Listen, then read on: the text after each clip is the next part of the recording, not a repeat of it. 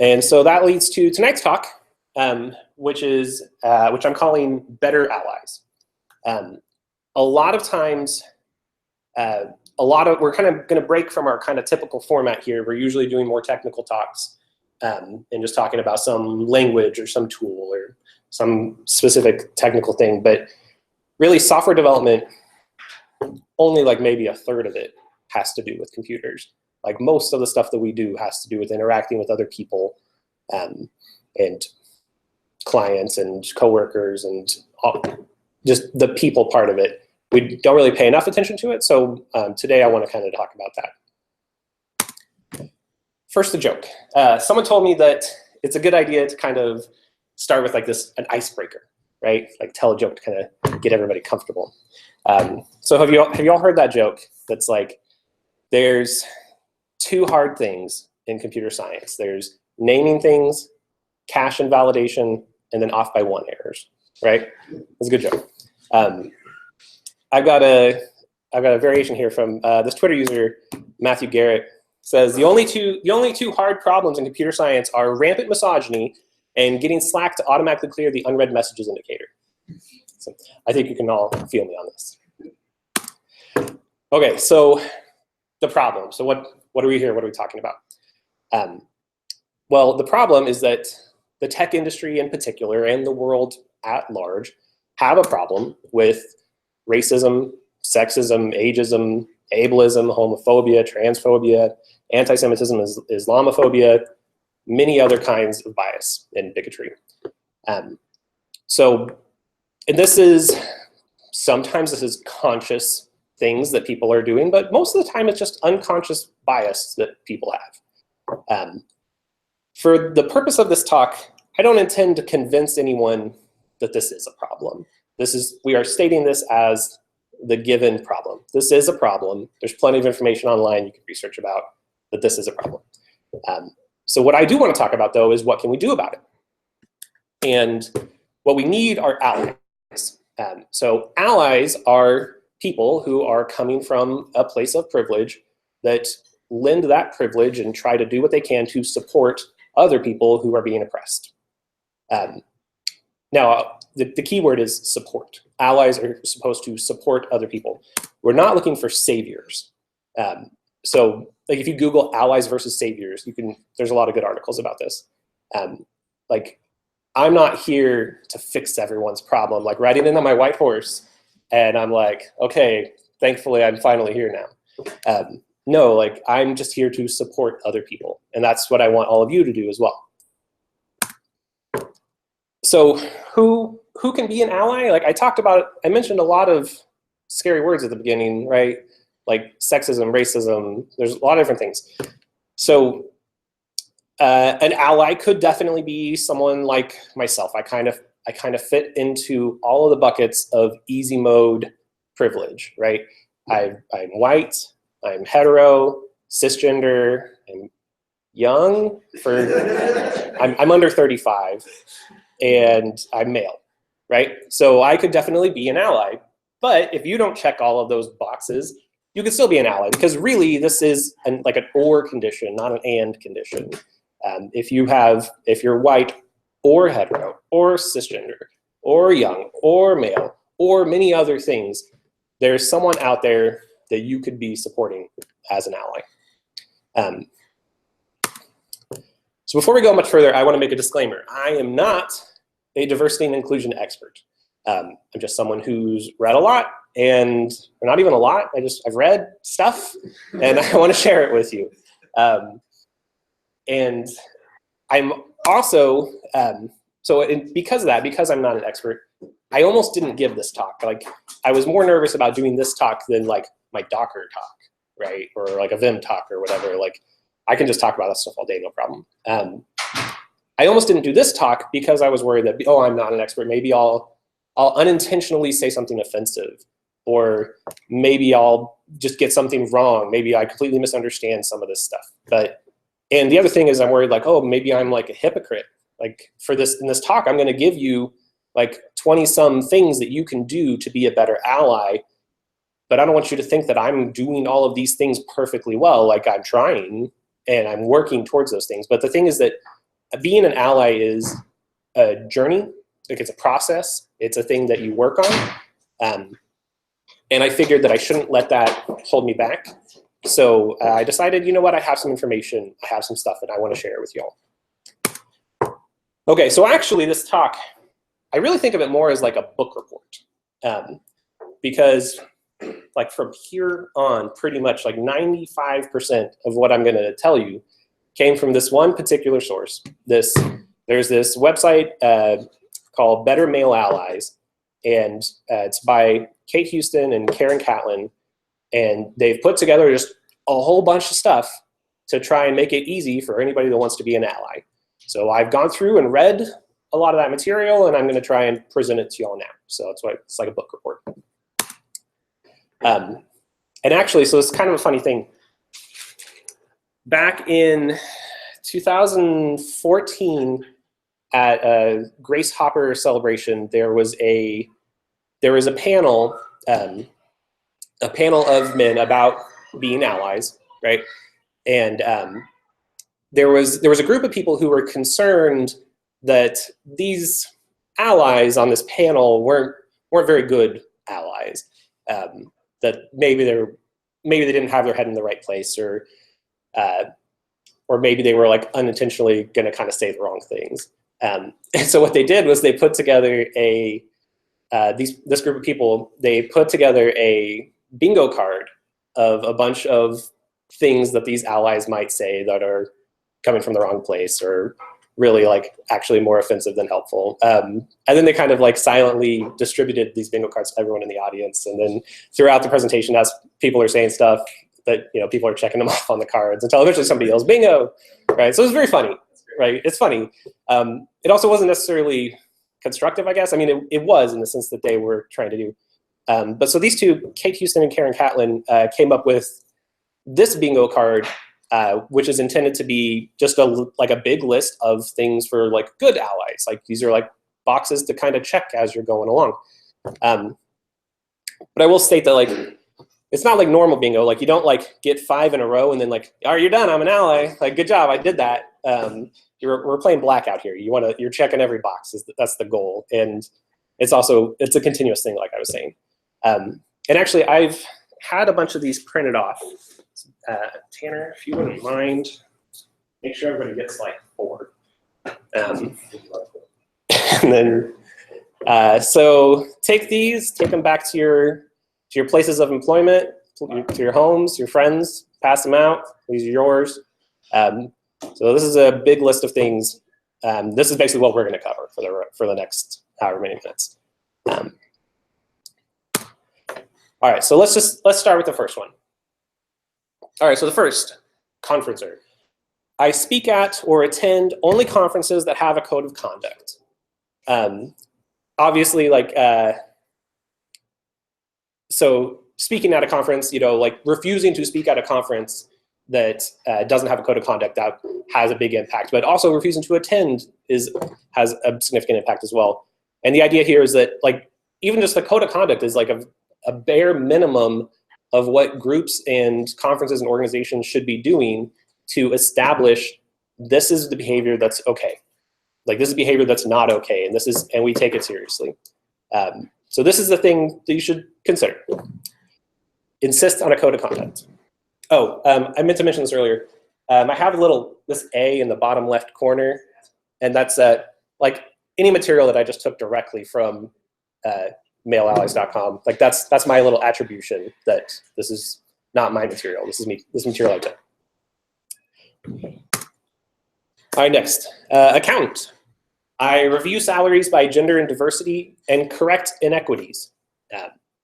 Obviously, this doesn't strictly apply to everyone, right? Like, I don't necessarily know the salaries of all of my coworkers, so even if you're not in that managerial position, this is something that you can do by talking to the people that are in that position, encouraging them to do this, maybe just talking to your coworkers, let them know what they make, talk to each other about it. It's important to try to, that gender and diversity pay inequality is like, that's a really important one to try and correct. Clean coder. Okay, so actually, by the way, most of these have actually nothing to do with technology. This one does, but really this is just anytime you want to be an ally in any kind of group situation. But sure, I do not tolerate derogatory language in design docs or code. Okay? I mean, that's pretty easy, I think. You're not going too far out of your way. Maybe there's a little bit of confrontation involved if someone on your team just wants to put this whole big sexist rant in the comments of something. Like, you probably have bigger problems, but like, this is easy. You could say, you could work on this. Goal setter. I publish and share company goals for improving diversity. So this is way more common on like really big companies like Google and Microsoft and stuff, publishing like, these are our diversity initiative targets and this is where we're at. But I don't see any reason why we shouldn't be trying to do that with smaller organizations. Again, this might be something that you have to convince your boss to do, but it's worth thinking about. All right, champion. I openly recognize and reward employees or coworkers for diversity activism. There's a lot of people that want to get involved and they want to do the best thing, and positive reinforcement can help that. If you know other people that are trying to do something to improve diversity, like in your workplace, give them recognition for that. Teacher, I pay for expert diversity advice and trainings.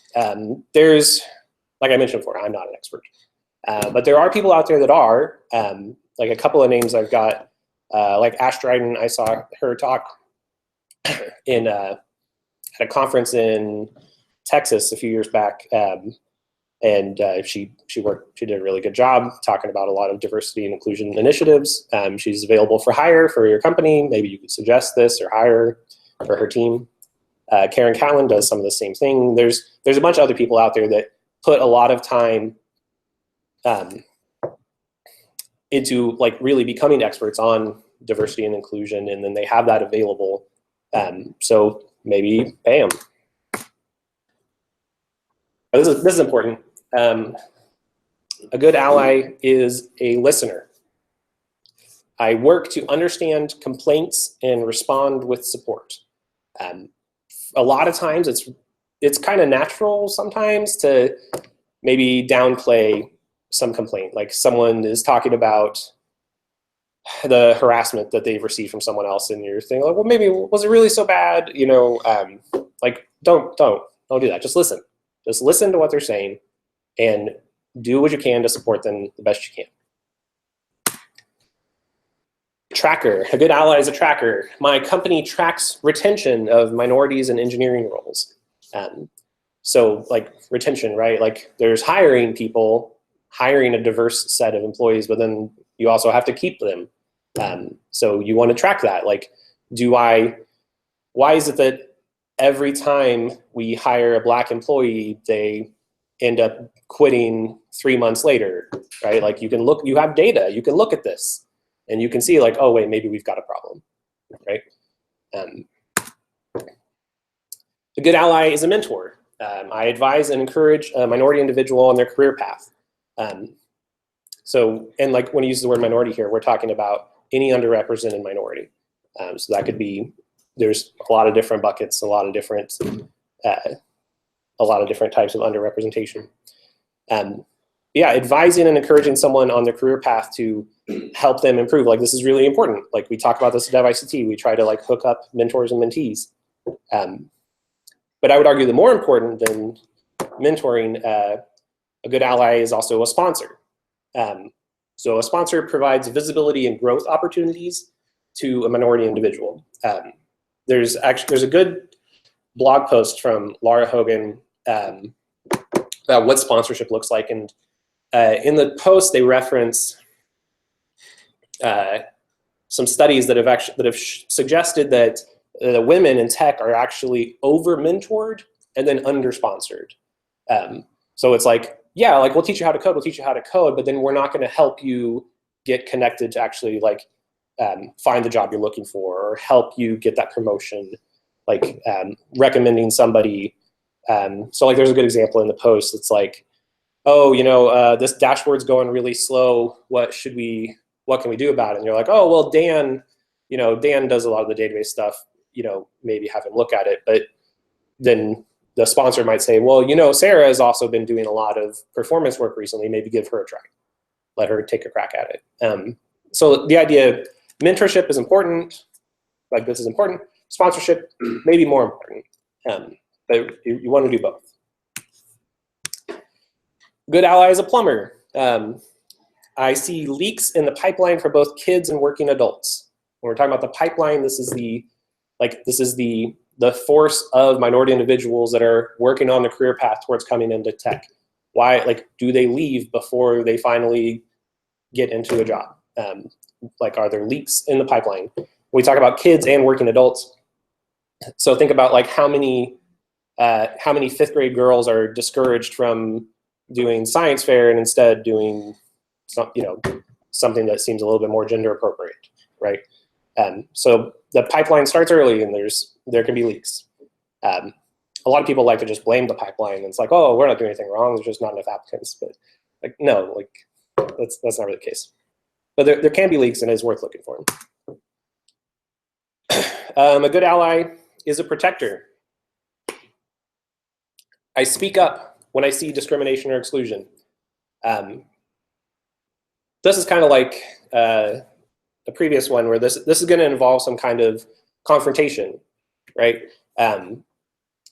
This might be hard to do if you're kind of conflict averse, but it's really important. It's really worth doing. I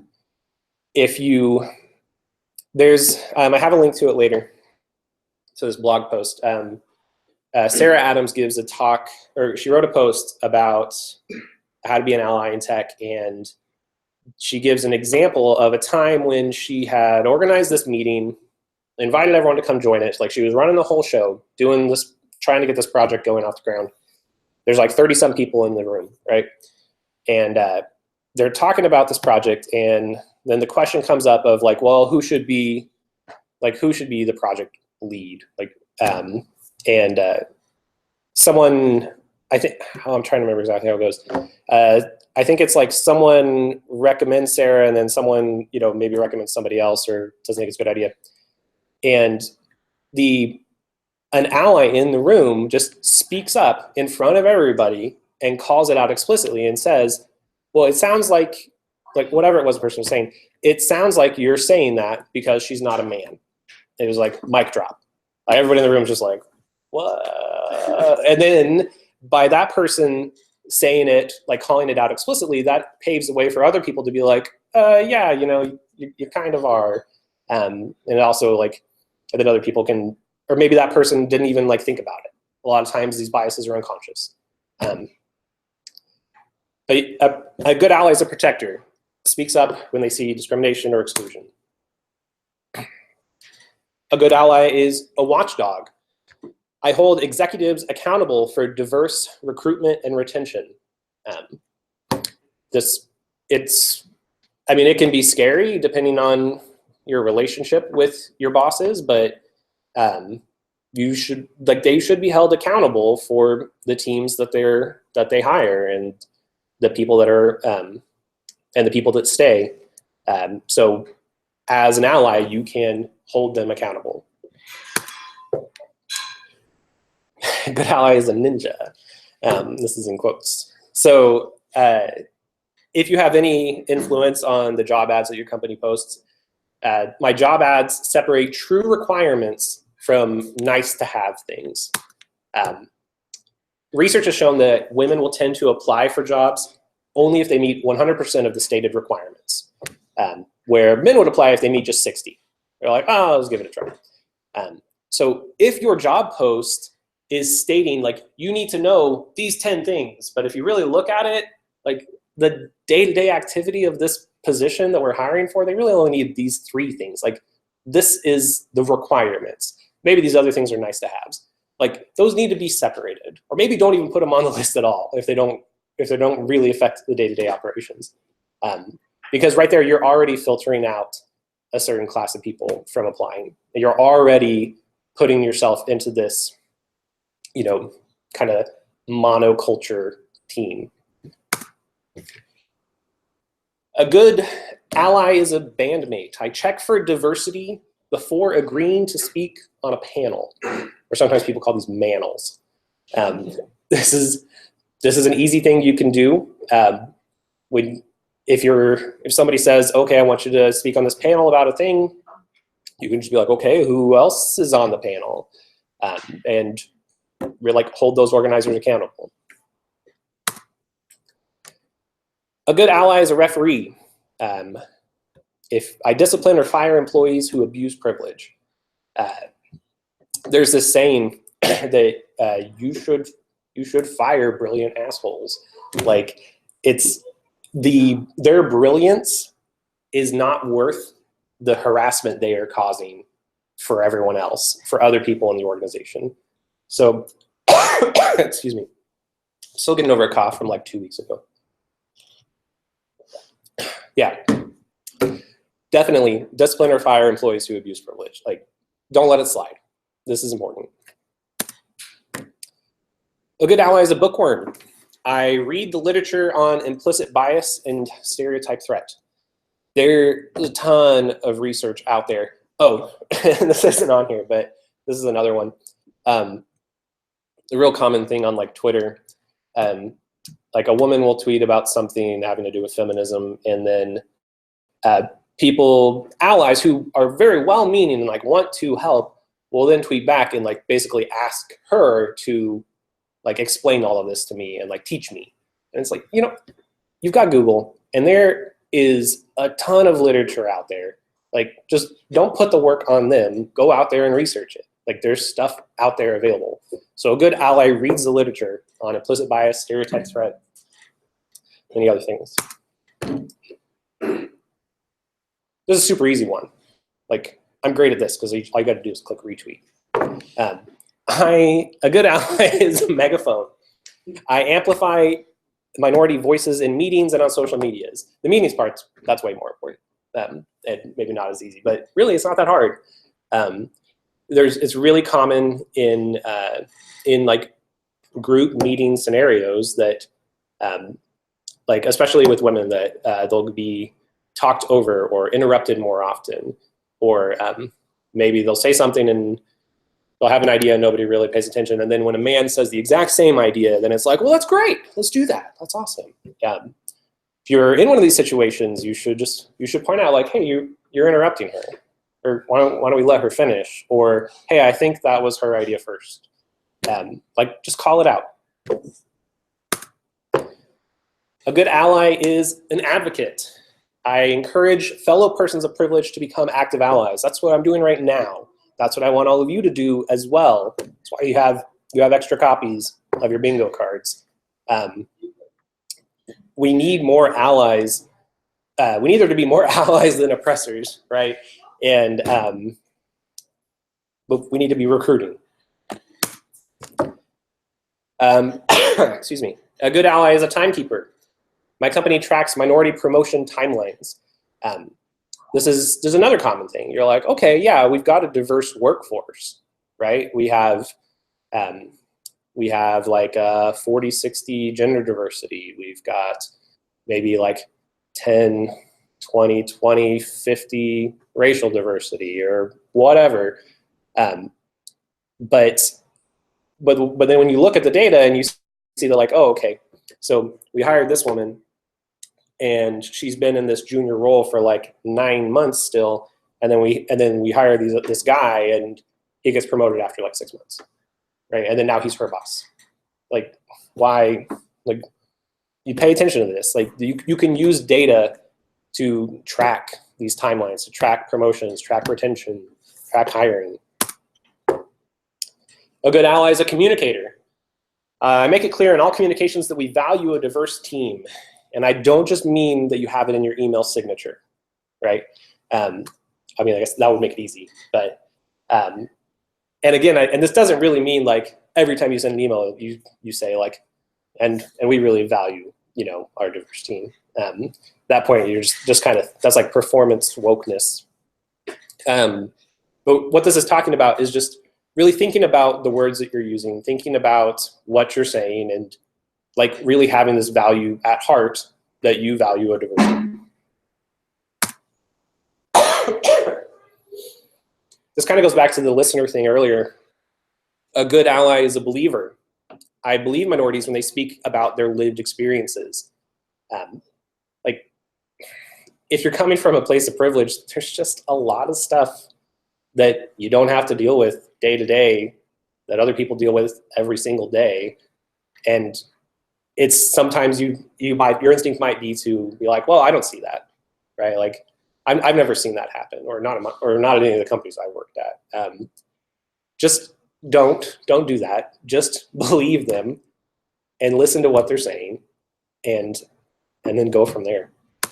A good ally is a fact checker. I prevent and address biased feedback in hiring and promotion. So, like with hiring, if you're at all involved in like a group of people that is evaluating candidates, think about what your peers are saying about these different potential candidates. Like, does it really make sense? Like, are they really saying, did they really say that this person was more qualified because they really were, or is this just their bias? Like, really try to like hold people accountable and really like check what they're saying. A good ally is a connector. This is kind of similar to sponsorship earlier, but I put qualified minority candidates forward for opportunities I see. You see a job posting and you're like, hey, that would be great for Brian. Let me tell him about it. Like, try to just, and we're not talking about lowering the bar here, right? This is qualified minority candidates. Just do what you can to be an ally, to try and connect them to positions and opportunities that they would work for. Okay, so this, all these slides are gonna be they're already online on my website. I'll put a link to it. So if you wanna check any of these things out, here's just some other resources. Anwan Simmons has this really great talk called Lending Privilege.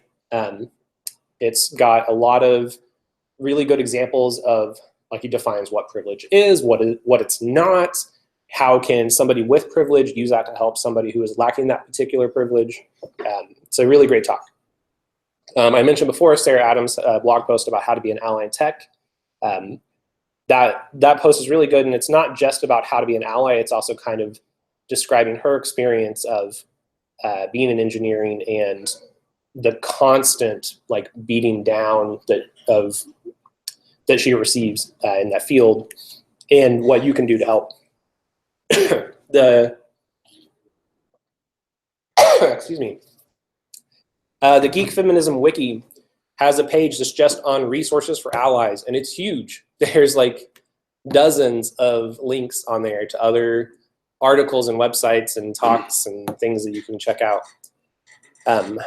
I really like this guy on Twitter, Absurdist Words.